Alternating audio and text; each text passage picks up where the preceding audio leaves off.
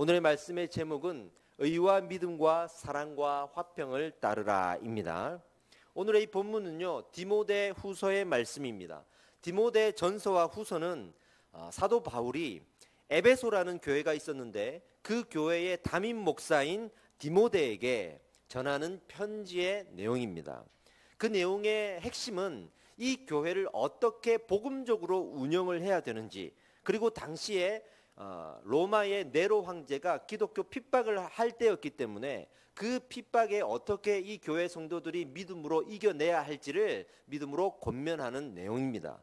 그래서 이 디모데서와 디도서를 합해서 목회서신이라고 하죠. 그만큼 목회자에게 교회를 이렇게 돌보라, 성도를 이렇게 돌보라 라는 마음으로 허락하신 말씀이라는 거예요. 그래서 우리가 우리 교회, 이름 없는 교회에 이 말씀을 있는 그대로 적용하고 우리에게도 다가올 어려움이 있습니다. 그 어려움에 믿음으로 대응하고 반응하는 우리가 돼야 될 줄 믿습니다.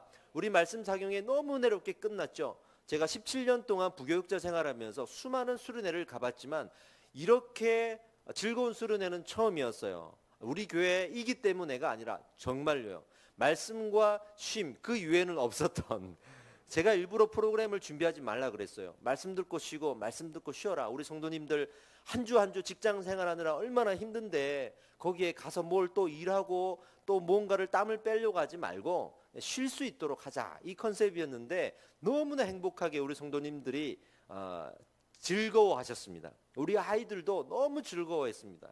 그런데 그 일이 있고 난 이후에 그 사진을 인터넷에 올리면서 제가 썼던 글이 있습니다. 거기에는 이렇게 되어 있습니다. 많이 즐겁고 많이 행복했습니다. 그러나 반드시 어려움이 올 것입니다.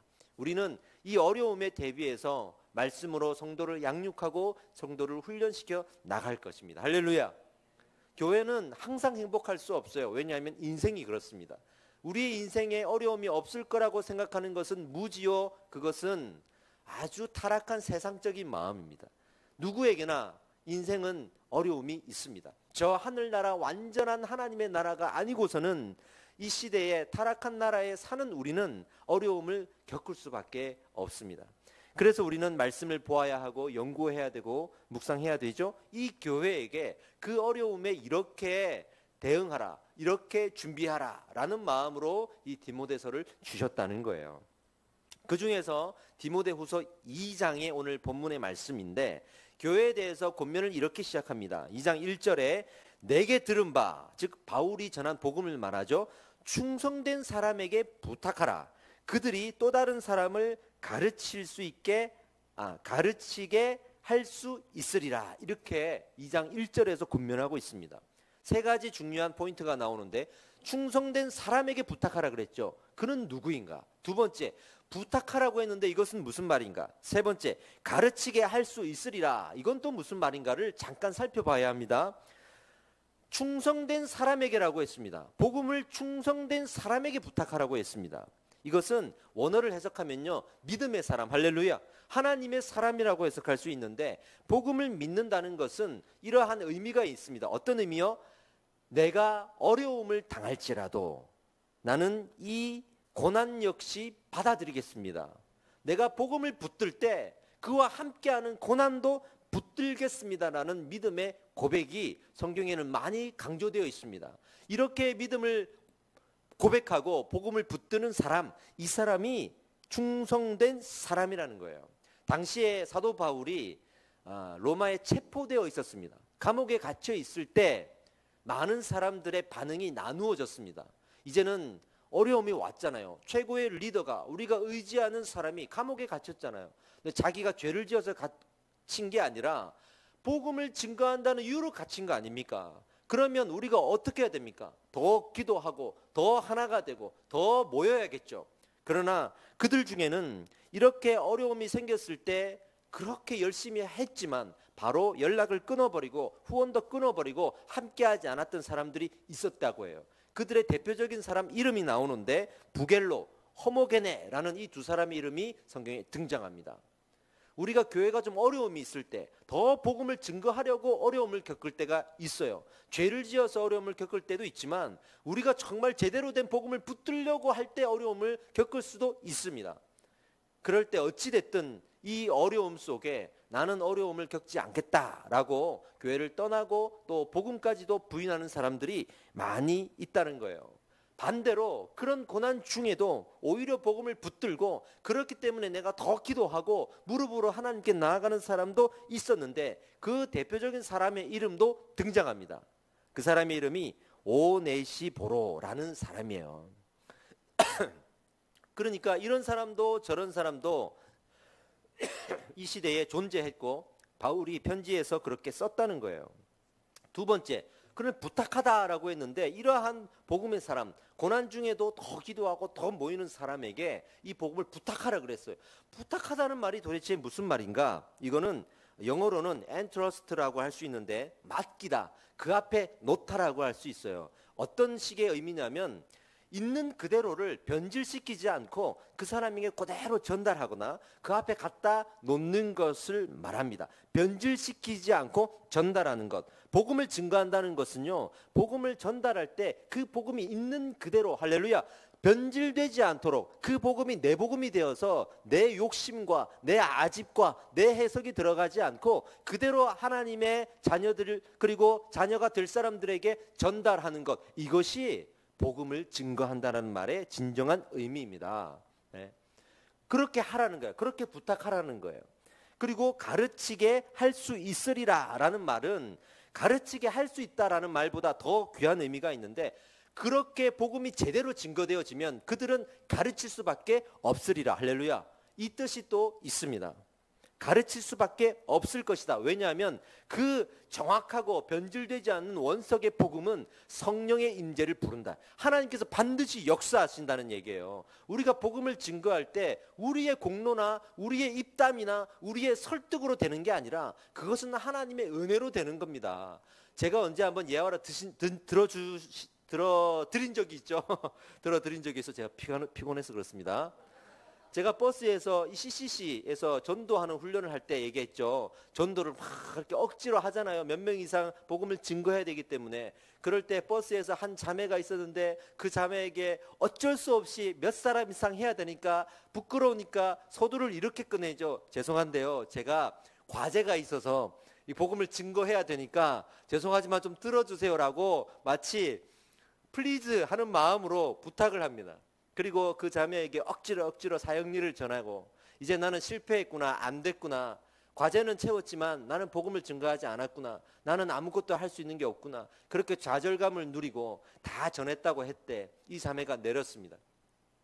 그리고는 어떤 일이 벌어졌죠. 그 자매 옆에 있던 자매가 그것을 귀담아 듣다가 와서는 이렇게 말했죠. 저기요, 예수 믿으려면 어떻게 됩니까? 이건 하나님의 역사예요. 하나님의 역사예요. 지나다가 우리가 전도지를 나눠줄 때도 내가 잘 나눠줘서 되는 게 아니라 하나님의 은혜입니다. 복음을 붙들든지 안 붙들든지 하나님의 영역입니다. 이것이 복음을 증거하다라는 거예요. 저는 우리 개척교회, 이제 김포에 들어온 지 6개월밖에 안 되는 이 작은 교회에 처음 우리 9월 달에 모였을 때, 준비 모임 할 때 우리가 저희 부부와 4명의 성도들과 이렇게 모였거든요.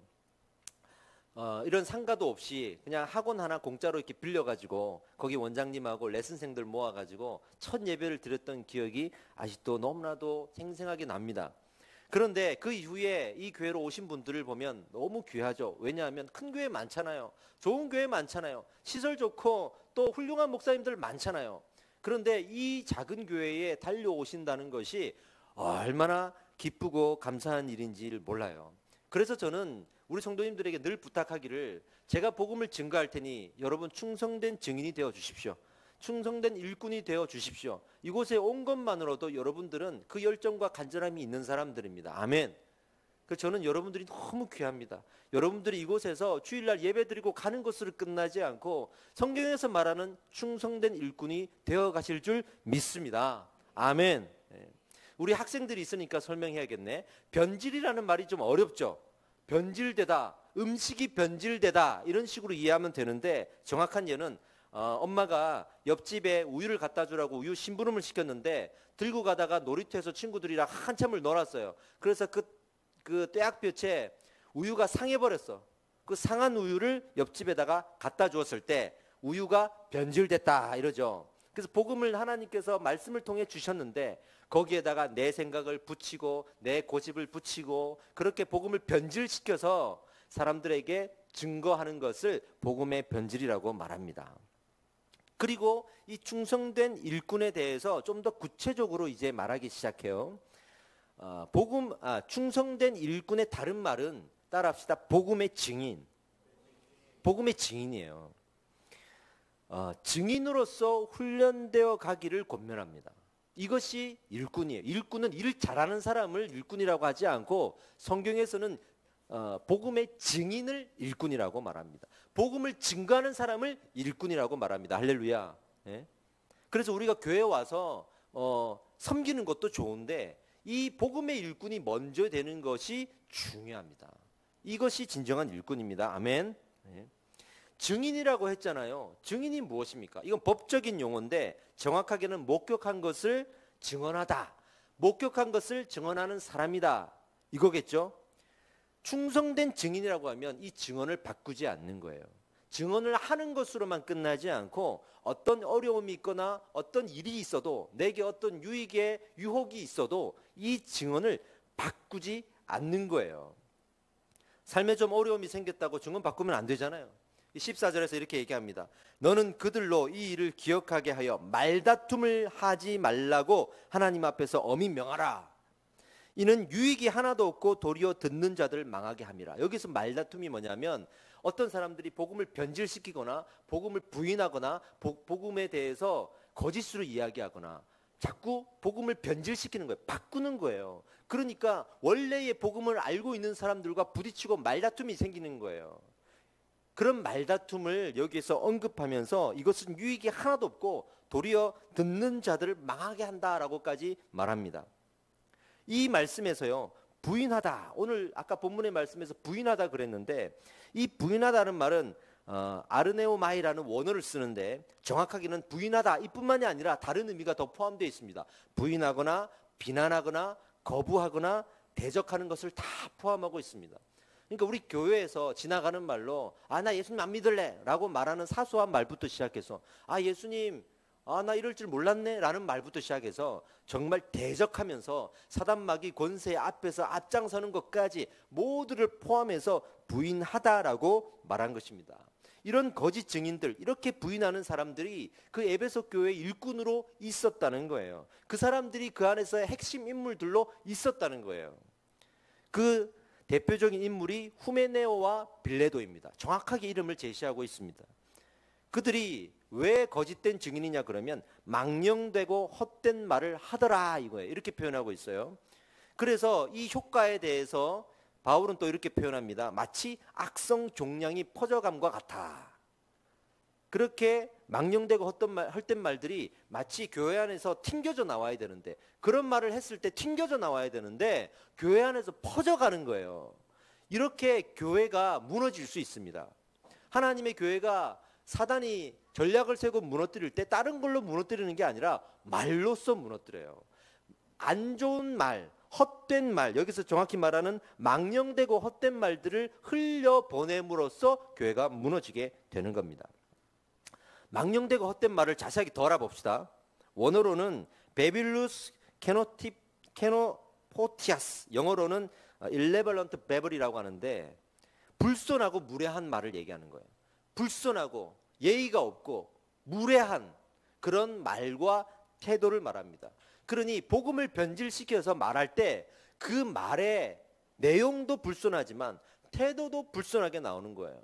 누가 하나 예수님에 대해서 잘못 이야기할 때 그 처음에 주변에서 잘 받아들이지 않겠죠. 내 말을 받아주는 사람도 있지만 내 말을 안 받아주는 사람도 있겠죠. 그럴 때 어떤 태도가 나오겠어요? 그럴 때 무례한 태도가 나오더라는 거예요.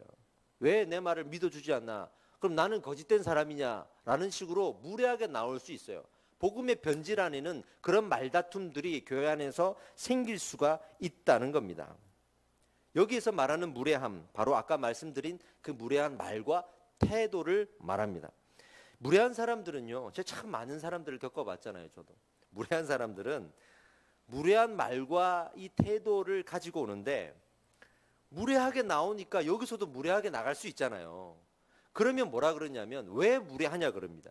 그래서 서로가 무례함으로써 진흙탕 싸움이 되는 거예요. 우리가 교회 안에서 성도가 성도를 대할 때 정말 중요하게 생각할 것은 무례함을 무례함으로 대하면 안 돼요. 그러면 사단의 전략에 넘어가는 겁니다. 무례할지라도 우리는 복음을 이야기해야 돼요. 무례할지라도 우리는 복음에 합당한 태도로 말을 해야 돼요. 그랬을 때 이 말이 더 이상 퍼져가지 않습니다. 말이 퍼져갈 때, 악한 말들이 퍼져갈 때는 그 악한 말에 대한 우리의 반응 때문에 퍼져가거든요.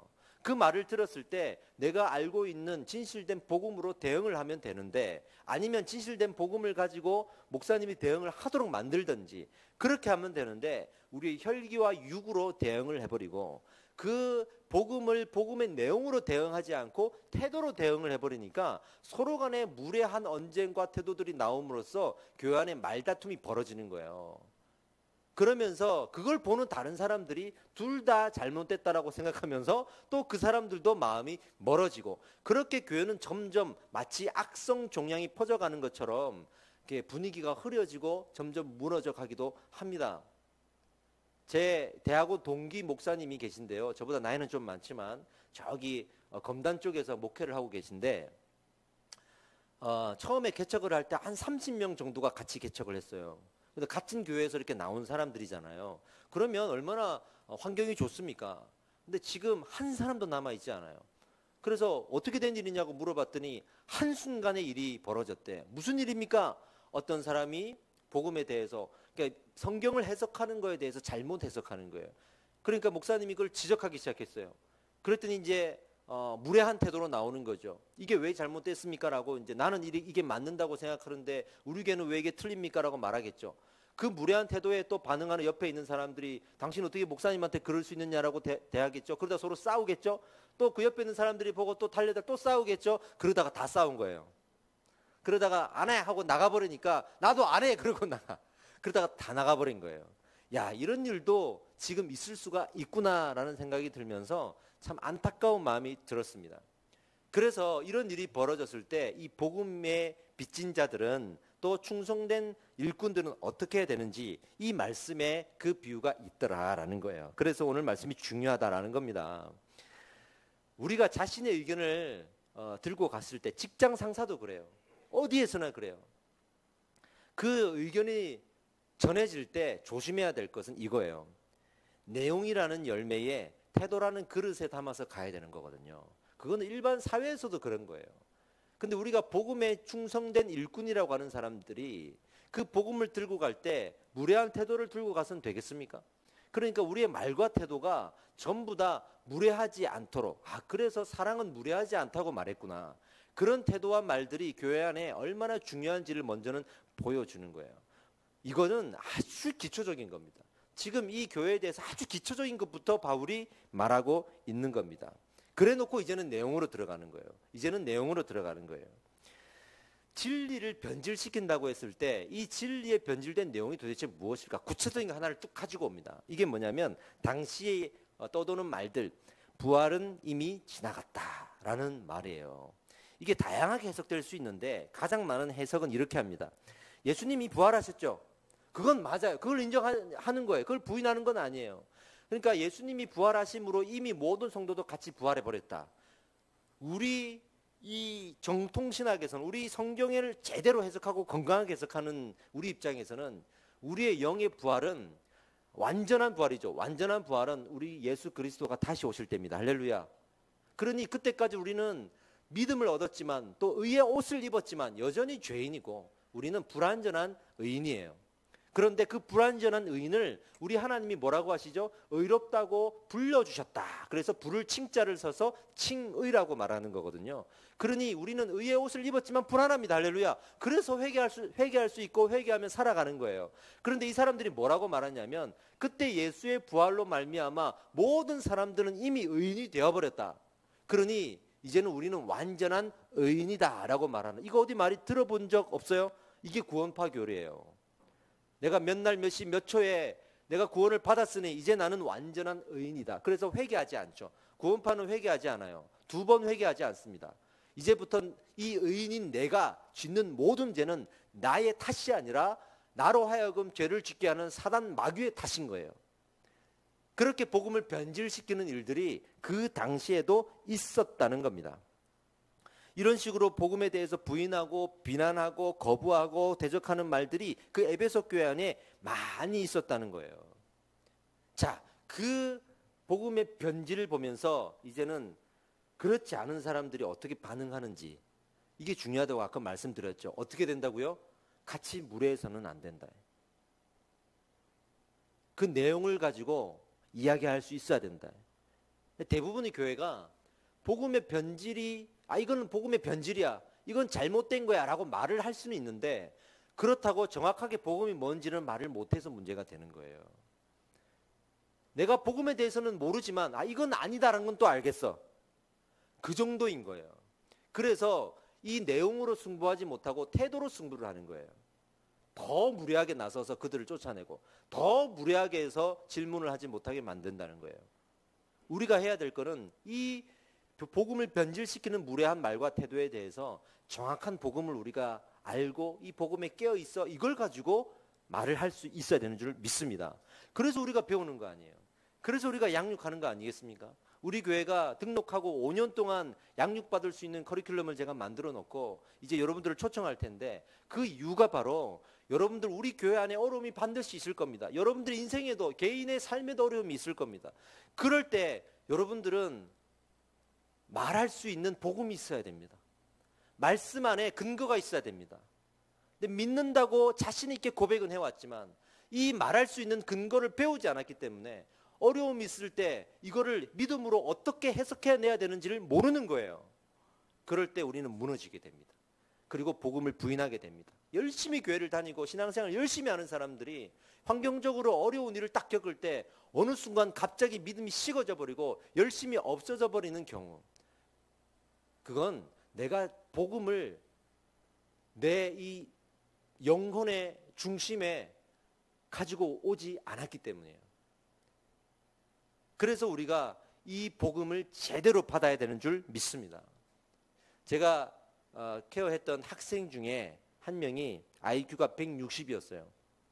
그 정도 되면 이제 멘사 회원이 될 수 있다 뭐 이런 거잖아요.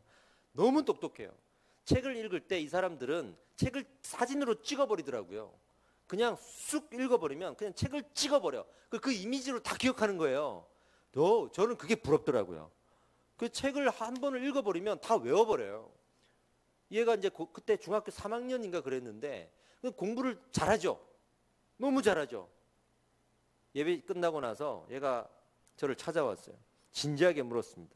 전도사님, 왜 애들이 공부를 왜 못하죠?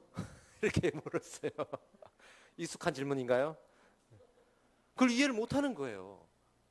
자기는 공부를 잘하니까. 공부를 못하는 사람은 이해 못하는 거예요. 이 에베소 교회 안에 그렇게 복음을 변질시키고 무례한 말과 태도로 말을 하는 사람들, 그것이 암덩어리처럼 퍼져갈 때 이쪽 지역에 두 부류의 사람이 생기는데, 한 부류는 그게 아니야라고 똑같이 더 무례한 태도로 말을 하는데 말의 근거는 없는 거야. 성경을 모르니까, 훈련을 받지 않았으니까, 양육도 받지 않았으니까 아니라고 말은 하는데, 근데 왜 아니야 그러면 말을 못하는 거예요. 이런 부류 하나. 그리고 또 다른 부류 하나는 다 아는 거예요. 배웠어, 훈련 받았어. 근데 이 사람들이 복음에 대해서 잘 모르는 거에 대해서 또 납득이 안 되는 거야. 나는 다 아는데 왜 모르지? 이렇게 되는 거예요. 그러면서 또 무례한 태도가 또 나오는 거야. 당신들 왜 그것도 몰라? 라고 말하는 거예요. 그러니 바울이 볼 때는 이 에베소 교회 안에 복음을 변질시켜서 무례한 말과 태도를 하는 사람들이 있는 반면에, 그렇지 않은 사람들도 자기는 제대로 모르면서 아니라고 또 무례하게 하는 사람이 있고, 아는 사람은 아는 사람대로 니네 그것도 몰라 그러면서 또 정죄하고 무례하게 하는 사람들이 있더라. 한마디로 다 무례하더라. 할렐루야. 다 무례하더라. 그 말을 하고 있는 겁니다. 우리가 은혜 좀 받고 말씀 좀 배웠다고 해서 교만해지면 안 됩니다. 제가 우리 교회 일꾼으로 세우는 분들에게 늘 잔소리처럼 하는 게 있어요. 우리 예배팀도 그렇고 우리 뭐 재정을 담당하거나 또 어떤 교사를 하거나 하는 분들에게 잔소리처럼 합니다. 나는 일 못하고 모르는 거는 기쁜 마음으로 받아들일 수 있는데 교만한 건 못 받아들인다. 제발 우리가 교만하지 말자. 교회가 부흥될 때 가장 방해되는 건 다른 게 아니요, 교만한 거예요. 그 측근들이 교만한 거예요. 처음 온 사람들이 교만한 거예요. 그 사람들이 겸손하면 교회는 복음을 붙들 사람들로 채워질 수 있습니다. 그래서 제가 이 교만을 되게 중요하게 생각하거든요. 교회 안에 은혜를 좀 못 받는 사람이 있죠. 그리고 좀 무지한 사람들이 있고 때로는 좀 무능한 사람도 있을 수 있습니다. 근데 사람들이 또 유능하고 성경에 대해서 잘 알고 또 은혜도 많이 받는 사람 입장에서는 그 사람들이 이해가 안 되는 거예요. 처음에 신앙생활 할 때 하나님 성령이 임하시고 막 뜨거운 은혜를 받았을 때가 있어요. 근데 그때 꼭 언제 그랬냐는 듯이 자기처럼 똑같이 은혜 못 받던 무리에게 가서 니네 왜 은혜 못 받아라고 정죄할 수 있습니다. 예전에 어떤 한 청년이 제가 전도자 시절에 케어를 했는데 정말 어려운 환경에서 교회를 나왔어요. 은혜를 못 받았어요. 근데 정말 그날 은혜를 많이 받은 거예요. 근데 많이 받았어요. 그래서 방언도 받고 뭐 기도가 터져 나오고 새벽마다 기도하고 그 열심을 따라갈 수가 없을 정도로 열심을 내었어요. 근데 이 친구가 느닷없이 우리 교사들에게 이런 말을 하더라고요. 여기 나보다 열심히 하는 사람이 어디 있습니까? 나보다 기도 많이 하는 사람이 어디 있습니까? 라고 말할 때 저는 충격을 받았죠. 이럴 수가 있구나. 그래서 홍정길 목사님이 설교를 하실 때 늘 그런 잔소리를 하셨어요. 새벽 기도를 수년간 하신 권사님의 눈빛이 무섭다. 11조를 매월 하는 집사님의 눈빛이 무섭다. 그렇게 우리가 잘 알고 있고 또 유능하고 은혜도 많이 받고 결단도 하고 헌신도 많이 할 수 있지만 이 교만이라는 이 열매를 맺어버리면 우리도 무례해질 수 있더라는 거예요. 그래서 교회가 건강해지지 않는다.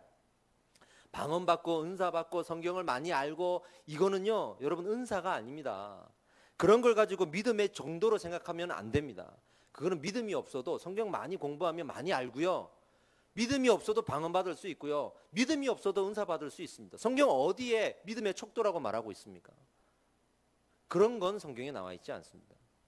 오직 믿음의 척도는 우리 하나님 앞에서의 고백이고 우리의 삶에서 나타나는 흔적입니다. 할렐루야. 내가 많은 방언을 받고 은사를 받고 내가 기도할 때 어떤 역사가 일어나고 성경에 대해서 많이 아는데 저 밖에 가서 직장 생활하다가 정말 개판 쳐가지고 많은 사람들의 손가락질을 받고 당신 때문에 교회 안 나간다는 소리 듣는다면 정말 그 사람의 믿음의 척도는 어디에 있습니까? 성경을 아무리 뒤져봐도 그 삶의 흔적을 버린 은사에 있다고 말하고 있지 않습니다. 그러니 우리는 겸손해야 될 줄 믿습니다. 말씀의 배움을 강조하는 교회를 가니까 말씀을 모르는 사람들을 무시해요. 어떤 교회, 제가 있었던 교회는요 집사 직분을 받는데 성경 시험을 칩니다. 시험을 쳐서 합격을 해야만 집사 직분을 줍니다. 근데 저는 그건 아니라고 생각해요. 공부를 해도 안 되는 사람이 있어요. 그렇잖아요. 우리 학교 다닐 때 다 경험했잖아요. 공부를 해도 70점이 안 넘는 사람이 있어요. 근데 정말 열심히 공부하거든요. 공부를 해도 안 되는 사람이 있어요. 근데 그 사람은 그럼 직분을 못 받는 거예요. 그런 식으로 우리의 직분을 판단해서도 안 됩니다. 찬양의 은혜를 강조하는 교회를 갔는데요. 찬양을 모르는 사람, 찬양의 은혜를 잘 모르거나 찬양을 잘 할 줄 모르는 사람을 싫어해요. 되게 가볍게 생각해요. 찬송가를 좋아하는 어른 세대를 되게 무시합니다. 찬양을 잘하는 사람들끼리만 있으니까 거기에 못하는 사람이 끼면 되게 소외됩니다. 이런 일들이 벌어질 수가 있어요. 성령의 임재를 강조하는 교회를 가니까 은사 못 받고 방언 못하는 사람을 무시합니다. 실례로 제가 그런 교회도 많이 경험을 했고요. 어떤 교회를 사역을 갔는데 제가 전도자 시절이었는데 그 교회는 방언을 못하면 안 되는 거예요. 물론 순복음에서는 목사 안수를 받을 때 이 방언이 구원의 증거임을 믿습니까 할 때 아멘을 해야 됩니다. 그래야 안수를 줍니다. 그런 교단도 있지만 저희 장로 교단은 그렇지 않잖아요. 저의 신앙도 그렇지 않고 제가 성경을 봐도 그렇지 않습니다. 방언은 있어도 되고 없어도 됩니다. 하나님의 선물일 뿐이지 그것이 믿음의 척도가 될 수 없습니다. 유익이 될 수 있으나 절대는 될 수 없습니다. 그런 걸로 방을 받았네 안 받았네 그러면서 스스로의 믿음의 척도를 재는 일들이 비일비재한 걸 저는 그 현장에서 봤습니다. 한마디로 우리가 생각할 때 어떤 부분에 대한 무능, 무지가 있는 사람들을 너무 쉽게 정죄해버리는 거예요. 그런데 오늘 성경은 그 무례한 정죄와 태도를 복음을 변질시키는 것이라고 말하고 있습니다. 아까 말씀드린 부활은 이미 지나갔다라는 것으로부터 시작해서 내가 복음을 안다고 해서 이렇게 정죄하는 것으로까지 이 모든 것들이 통틀어서 복음을 변질시키는 모든 것이라고 이 바울은 말하고 있는 것입니다. 우리는 완전한 의인이 아닙니다. 우리 자신은 믿음의 사람이라고 주장하고 또 무능하고 무지한 사람들을 정죄할 수 있는데 우리는 사소한 이름에도 예수 이름 외에는 말할 게 없어요. 할렐루야. 예수 이름 외에는 어떤 말을 하겠습니까? 제가 우리 먼저 제자반을 하고 있는 분들에게 또 잔소리하는 거 있습니다. 사소한 사석에서 말할 때, 일상에서 우리가 대화할 때 부정적인 소리 하지 마시고 남 욕하지 말고 남 탓하지 말고 우리 예수 얘기하자. 그게 믿음의 본을 보이는 거 아니겠습니까? 아무리 많이 알고 목사님 옆에서 일을 하고 교회에서 뭐 일꾼으로 세워지고 얼마나 많은 신뢰를 받는지 모르지만 사석에서 모였을 때 다른 사람 욕을 하고 비난하고 부정적인 말을 한다고 생각해 보세요. 그 누가 그 사람을 믿음의 척도로 그걸 봐주겠습니까? 우리는 디모데와 같이 이 디모데와 같이 빌립보서에서 디모데를 이렇게 말하고 있어요. 스스로가 본을 보인 사람. 그 빌립보 교회에서 이 디모데를 보며 이미 증명을 받은 사람이라고 말하고 있습니다. 우리는 그런 사람이 돼야 됩니다. 누가 봐도 저 사람은 직분자요. 누가 봐도 저 사람은 은혜를 입은 자요. 누가 봐도 저 사람은 본이 되는 자요. 그런 사람이 세워져야 되는 거 아니겠습니까? 그런 사람이 교회를 이끌어가야 되는 거고 그런 사람이 교회 중심이 되야 되는 것도 맞습니다. 그래서 저는 뭐 어디에서 오셨든지 저를 얼마나 알고 오셨든지 저는 세가적 교육 정도는 뛰어넘게 해줘요. 왜냐하면 다른 데서 뭐 직분을 받아온 사람이라든지 또 제가 아는 선에서 제가 모르는 분들은 직분이 있어도 안 돼. 제가 아는 사람들, 제가 전에 있던 교회 제가 눈으로 본 사람들은 세가적 교육까지는 제가 패스하게 해줘요. 그러나 그 다음 확신반부터는 누구나 다 하셔야 됩니다. 그렇게 양육을 받으셔야 됩니다. 그리고 그 양육 안에서 제자반까지 받으셔야 일꾼으로 세워질 수 있습니다. 저희 교회는 아직 공동체가 없어요. 소그룹이 없어요. 성도들이 교회에 와서 등록하고 정착할 때 어떻게 하는지를 저는 알아요. 부흥하는 교회에 있어 봤기 때문에 통계를 가지고 있어요. 목사의 설교 때문에 등록하고 소그룹의 그 안정된 교제 때문에 교회에 정착합니다. 그래서 설교만 있어서도 안 되고 소그룹만 있어서도 안 되는 거예요. 이게 부흥하는 교회의 특징인데 저희 교회는 소그룹이 없습니다. 단 한 가지 이유예요. 저는 아직 제자반까지 세울 사람이 없어요. 그래서 안 하는 거예요. 세울 만한 사람이 생기면 할 거예요. 그것 때문에 성도들이 우리 왜 소그룹이 없냐라고 떠나가도 저는 그렇게 세우지 않을 거예요. 우리는 정도의 길을 걸어가면 됩니다. 할렐루야. 여러분 꼭 부탁드립니다. 그런 충성된 일꾼이 되어 주십시오. 마지막으로 정리하겠습니다. 오늘 본문에 큰 집에는 금그릇과 은그릇과 나무그릇과 질그릇도 있어서 귀하게 쓰는 것도 있고 천하게 쓰는 것도 있다고 말합니다. 당시에 금과 은으로 만든 그릇은 공식적인 자리에서 쓰여지는 좋은 그릇이죠. 그러나 나무그릇과 질그릇은 일반적으로 우리가 가족들 식사할 때 쓴다든지 음식물 쓰레기를 버릴 때 쓴다든지 그럴 때 쓰는 흔히 말하는 그냥 천한 데 쓰는 거다. 이렇게 나누어져 있습니다. 교회 안에도요.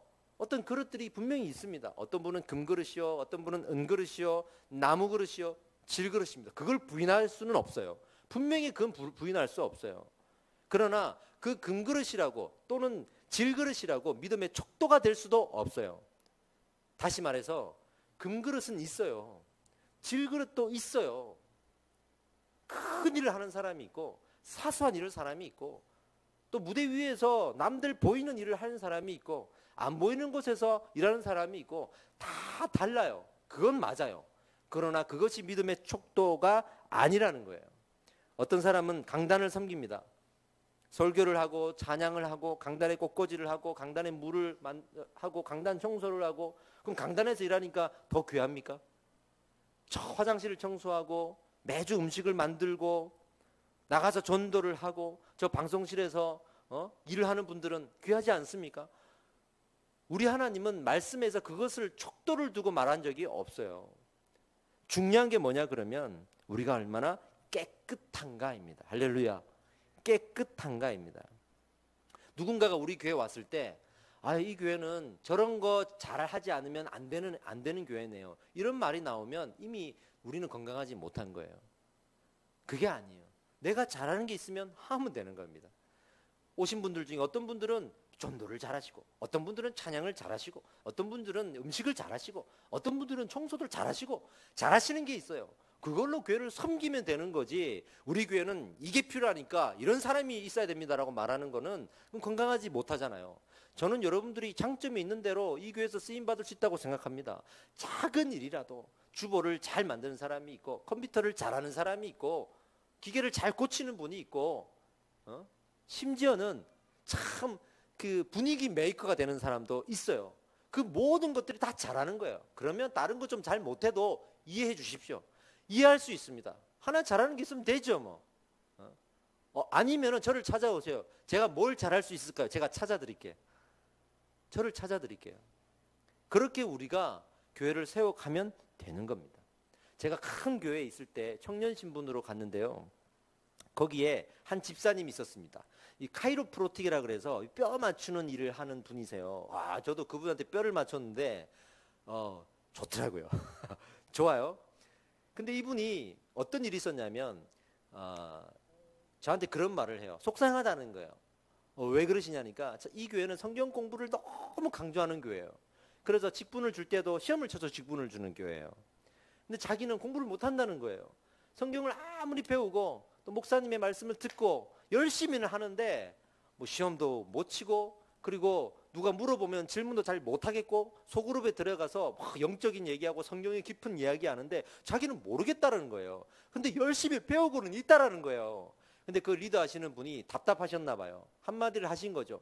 아니 집사님은 맨날 성경 공부 그렇게 참여하면서 왜 이것도 몰라요라고 딱 한마디를 한 게 상처가 된 거예요. 저한테 확 불평을 하시더라고요.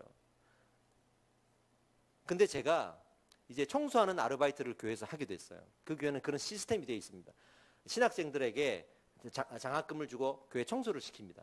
저는 그 청소를 하게 됐단 말이죠. 근데 이분이 그 청소를 하러 나오시는 거예요. 이분은 그냥 무료로 봉사하러. 어떤 일을 하시냐면 교회 모든 봉사 중에 유일하게 아무리 이거 자원봉사하는 사람 필요하다고 광고를 해도 안 나오는 딱 하나의 일이 있었어요. 이게 뭐냐면 음식물 쓰레기 버리는 일이에요. 그 큰 교회 식사하고 나면요, 음식물 쓰레기가 한두 개 나오는 게 아니잖아요. 그 봉지채로 정말 어마어마하게 나오거든요. 이거를 치우는 일에 단 한 명도 신청하지 않았어요. 그래서 이분이 내가 할게요라고 자기가 전담해서 하는 거예요. 그래서 제가 청소할 때 늘 이분은 뭐 하냐면 그 음식물 쓰레기가 나오는 거를 음식물 쓰레기통에 버리는 그 일들만 전담해서 하시는데요. 정말 이건 1시간으로 끝나는 일이 아니에요. 계속 나와요. 물론 교인이 몇천 명이 됐으니까 어마어마하지 않겠습니까? 제가 그걸 보면서 이 사람 정말 귀하구나. 귀하구나. 그리고 나중에 제가 이분에게 뼈를 좀 맞추고 싶습니다. 그러니까 한 40만 원은 제가 드렸어요. 원래는 더 비싼데 그만큼 제가 드리고 뼈를 맞췄단 말이에요. 그러니 하는 말이 그 돈 나한테 주지 말고 교회 문서선교부에 줘라고. 왜 그러냐 했더니 그 돈으로 목사님의 설교 테이프를 다 사겠대요. 그래가지고 그걸 다 사가지고 듣는 거예요. 그만큼 열심히 듣고 하시는 분이에요. 저는 그때 인정이 되더라고요. 이분만한 분이 없구나. 이렇게 겸손하신 분이구나. 하나님은 우리가 성경을 배우고 묵상하고 양육받고 훈련받기를 원하시지만 그 결과가 좀 안 난다고 해서 믿음의 척도로 정죄하시는 분이 아니십니다. 우리는 열심히 의의 사람이 되려고 노력만 하면 되는 것입니다. 중요한 거는 내가 얼마나 깨끗한가. 그래서 결론의 말씀을 이렇게 주세요. 21절에 그러므로 누구든지 이런 것에서 자기를 깨끗하게 하면 귀히 쓰는 그릇이 되어 거룩하고 주인의 쓰심에 합당하며 모든 일에 준비함이 되리라. 할렐루야. 충성된 일꾼, 복음의 증인이 교회 안에서 어떻게 해야 합니까? 이렇게 물어보면 22절에서는 이렇게 말합니다. 또한 너는 청년의 정욕을 피하고 주를 깨끗한 마음으로 부르는 자들과 함께 의와 믿음과 사랑과 화평을 따르라. 복음의 본질은요, 십자가 앞에서 자기를 돌아보는 겁니다. 이게 본질이에요. 우리 양육과 훈련의 목적은 내 안에 있는 죄를 내가 돌아보고 내 스스로를 날마다 살피게 하는 것이 최종 목적입니다. 복음이란 예수의 사랑을 전해 주어서 그 사람이 스스로를 돌아볼 수 있게 하는 것, 그게 복음의 효과예요. 변질된 복음이 뭔지 아세요? 변질된 복음은 자기를 돌아보지 않고 남을 보는 거예요. 그게 마태복음 7장에서 왜 남의 들보를 보느냐라고 말하지 않습니까? 이제 우리는 사경회를 기점으로 이 교회는 1주년을 향해 달려갈 것입니다. 늘 우리가 강조했던 대로 오직 이름 없이 빛도 없이 예수 이름만 찬양하는 교회가 되기를 바라고, 그래서 우리는 양육과 훈련을 통해서 말씀으로 세워져 가자. 죄를 해결하지 않고 말씀을 통하지 않고 사람이 세워지고 거기에 비전과 사명을 불어넣어 주니까 뿌리 없는 나무가 되어서 열매 없는 무화과 나무가 되고 이 땅의 교회들이 수없이 무너져 가고 있더라. 제가 이렇게 말씀드리면서 여기까지 왔습니다. 사경회를 통해서 이제 그 말씀의 중요함도 우리가 알았습니다. 오늘 이 주일날 제가 끝으로 이 말씀을 하고 마치겠습니다. 여러분, 여기까지 오시는 것 좀 하나님의 인도하심이 있는 줄 저는 믿습니다. 제가 뭐라고 여기까지 오셨겠습니까? 저보고 왔었겠습니까? 조금 피곤하다고 이렇게 말 떠듬는 거 보세요. 이렇게 몸이 약해갖고 어디다 쓰겠습니까? 많은 교회들이 특정한 한 사람의 스타와 어떤 사람의 훌륭한 역량과 특별한 사람의 수많은 헌신으로 세워져 가고 있다면 저희는 그렇게 하고 싶지 않습니다. 저희는 모세가 손을 들 때 승리하는 공동체가 아니라 여호수아처럼 함께 여리고성을 돌 수 있는 공동체가 되길 바랍니다. 오직 예수의 이름 하나 붙들고 우리 여리고성을 돕시다. 저랑 같이 돕시다. 말씀 함께 배우면서 예수 이름을 가슴 앞에 묻고 그리고 세상을 돕시다. 그러면 하나님이 하나님 나라 세우십니다. 그 마음 들으려고 오늘 이 말씀을 전했습니다. 제가 있는 복음 그대로 전할 수 있도록 기도해 주십시오. 그리고 가르칠 수 있도록 기도해 주십시오. 그리고 여러분들이 그 충성된 일꾼이 되어서 복음의 증인으로 어려움이 와도 불복하지 않고 번복하지 않고 그 복음을 가지고 살아가는 증인이 되어 주십시오. 그러면 되는 거 아니겠습니까? 거기에 무슨 더함이 필요 있겠습니까? 무능해도 좋습니다. 무지해도 좋습니다. 그러나 예수의 이름을 알아가려고 하는 우리의 믿음의 고백만 있으면 됩니다. 그런 교회 세워갑시다. 할렐루야. 기도하겠습니다. 하나님, 교회를 다니는 사람이 아니라 복음의 증인으로 증언하는 사람이 되게 하여 주시옵소서. 충성된 일꾼으로 어려움이 내 앞에 다가오더라도 하나님, 나는 복음을 증거하겠습니다. 예수를 부인하지 않겠습니다. 변질시키지 않겠습니다. 무례하지 않겠습니다. 순종하겠습니다. 알아가겠습니다. 배워가겠습니다. 이 마음 가지고 우리가 함께 모여서 이 말씀 안에서 풍성한 은혜를 누릴 수 있기를 바랍니다. 그러한 교회가, 그러한 공동체가, 그러한 내가 될 수 있도록 기도하겠습니다. 우리 주여 한번 외치고 기도합시다. 주여. 할렐루야.